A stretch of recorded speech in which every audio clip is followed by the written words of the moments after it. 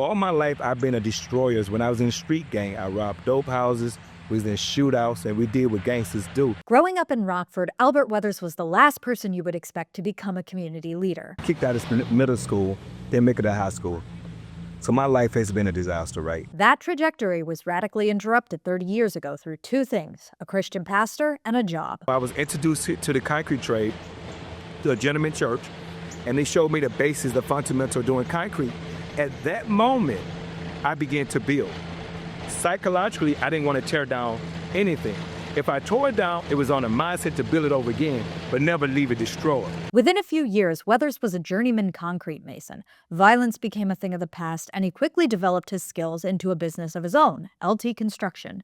It would have been something to celebrate even if the story ended there, but it didn't. I'm ready to make a move. I'm going to Texas. And before I went to Texas, God spoke to me.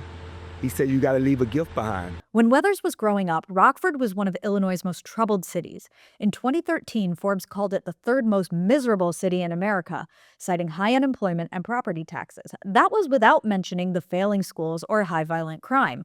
Looking at his own experience, Weathers realized what he had to do. This trade changed my life.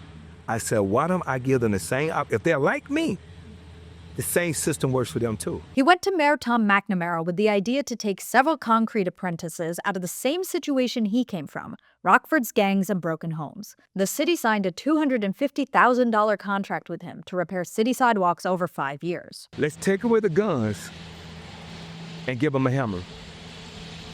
Let's take away the bullets and give them some nails. That was in 2021. Now, 4 years into the program, Weathers said his move to Texas is delayed indefinitely. Just one glimpse of hope began to change. So Rockford has changed dramatically. Weathers says his program is hard to replicate because it's his unique experience that enables him to speak into the students' lives so effectively. But one way to increase the chances would be to broaden Illinois' apprenticeship opportunities to more industries. It's an approach worth considering when you see all the positive changes happening in Rockford. The housing market is currently the hottest in the entire country. It was a place that nobody wanted to live at, but people actually want to live in Rockford now. Weathers expects the change to last because the next generation in Rockford is able to see firsthand a different way forward. If, hypothetically saying, they seen a young black man working, a young black woman working, a Latino working, and their perception changed, say, wait a minute, we don't have to kill, we can build.